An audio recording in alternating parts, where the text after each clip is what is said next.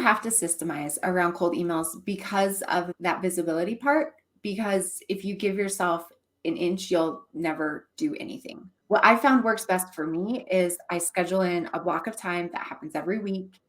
It's just my time, and I'm just going to write pitches during that time. I don't actually try to come up with partners during that time. Usually I'm on the lookout for partners and they just pop up while I'm going about my work or my day or whatever.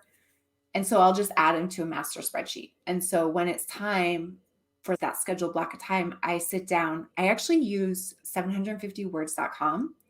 And oftentimes I'll have an email kind of half written in my head that's sitting there and I need to get it out. So my process is I'll have that scheduled block of time, open up 750words.com, write out whatever's in my head.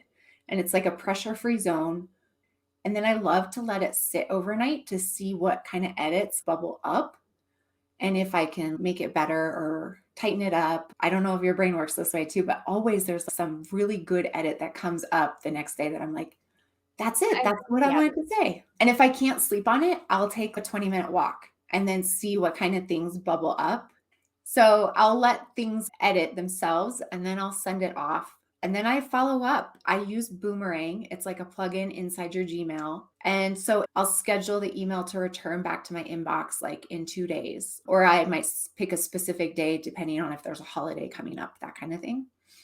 And then I'll just keep the follow-up process going through that and keep the emails all in one thread.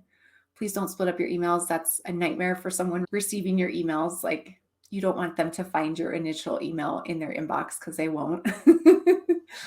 Just hit reply and make it look like a conversation because it is. You're trying to engage them and you're trying to get this conversation rolling.